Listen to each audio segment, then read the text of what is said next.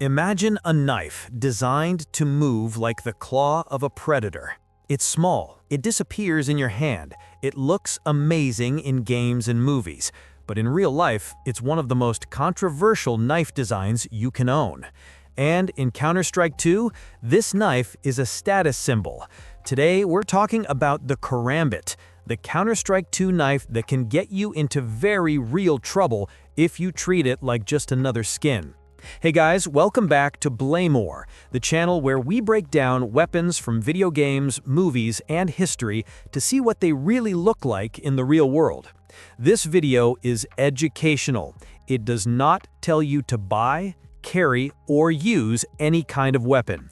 The goal is simple, to show what's hiding behind that pretty in-game model and what can actually happen if you copy it in real life. The Karambit did not start in video games. Long before Counter-Strike 2, skins, and loot boxes, it was a simple, curved tool used in villages in Southeast Asia. Farmers used it in the fields to work with plants and roots.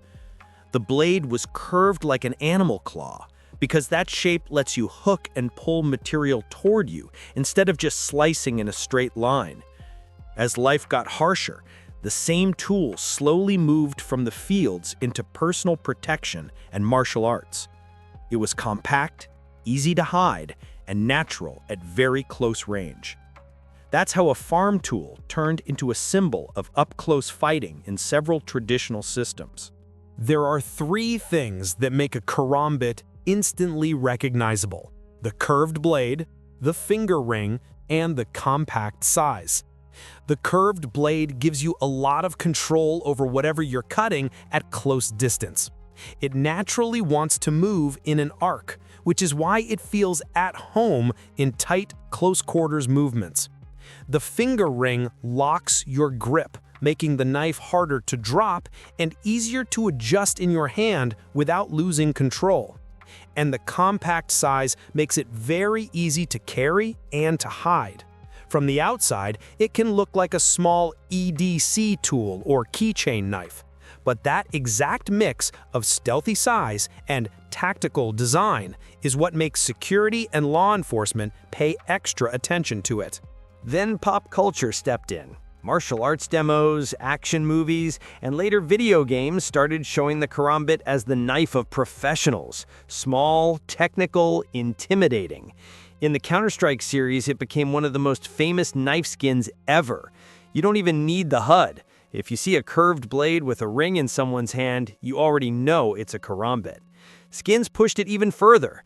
Doppler, fade, marble fade, wild color patterns, and high in-game prices turned the Karambit into a digital flex.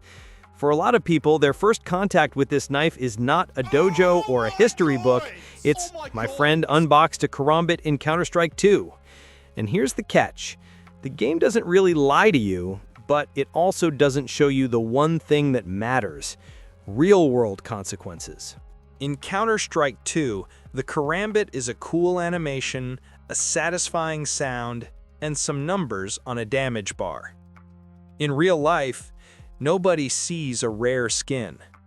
People see an aggressive, very specialized design built for serious damage at close range, a compact form that's easy to conceal, and a knife with a long, tactical reputation.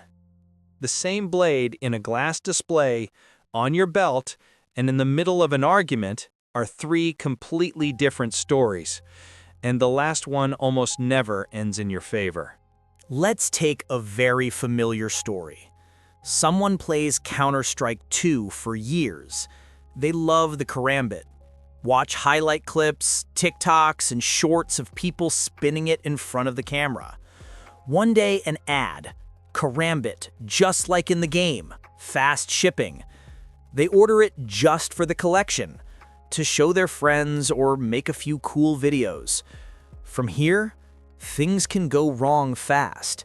They start carrying it just in case, and decide to show it off during an argument, a party, or outside a bar. For them, it's still a cool gaming knife. For everyone else, it's a hidden, aggressive-looking weapon that suddenly appears in a tense moment and that completely changes how people and authorities react. Or the package gets extra attention from customs or security. Inside is a small, clearly tactical curved blade with a ring. For the buyer, it's a collectible from Counter-Strike 2. For an officer who has never played the game, it's a suspicious combat-style knife. In both situations, the problem isn't the pixels in your inventory. The problem is treating a very real object like a toy from that inventory. To understand why people react so strongly to a Karambit, compare it to a regular folding knife or a kitchen knife. A normal utility knife usually has a simple, straight, or slightly curved blade. It's obviously meant for everyday tasks: opening boxes, cutting food, working with materials. The shape doesn't instantly scream combat just by its outline. A Karambit has that claw-like, hooked profile. It has a finger ring you almost never see on pure work knives. And it carries strong associations with fighting styles, tactical marketing, and viral videos. So when a random person has a basic folding knife in their backpack for work, that's one picture.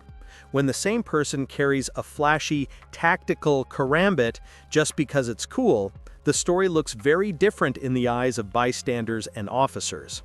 And now, the part you never see in Counter-Strike 2 highlight reels.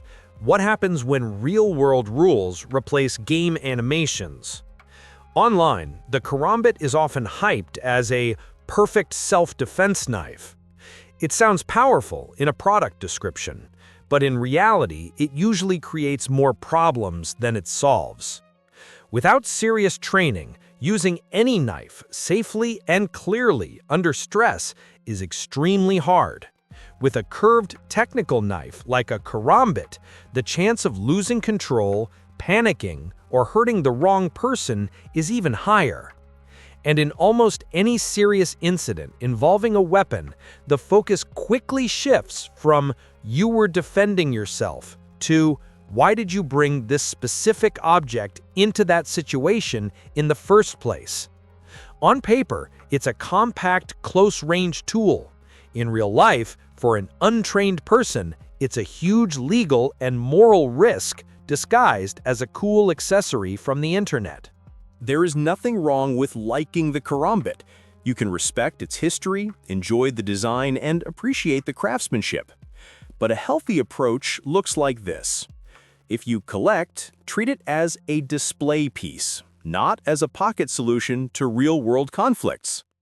If you love the culture and martial arts side, study the history, the systems behind it, and listen to qualified instructors instead of random hype. If you love the gaming side, keep the epic moments inside the game, or use safe props and trainers without a sharp edge. That way you still enjoy everything that makes the Karambit iconic, without importing your in-game habits into a world where there are no respawns and no restart match button. To be absolutely clear, this video does not encourage you to buy, carry, or use a Karambit, or any weapon. Real knives are not status symbols or toys from Counter-Strike 2. They are tools that come with responsibility, risks, and consequences that go way beyond your inventory screen. If you're into weapons from games and movies and want to understand the real-world story behind them, you're in the right place. Tell me in the comments which in-game knife or weapon you want to see next. Butterfly knife, stiletto, or something else entirely. Subscribe to Blaymore, and remember, this channel is not about teaching you how to fight. It's about teaching you how to think before you turn a virtual item into a real-world problem.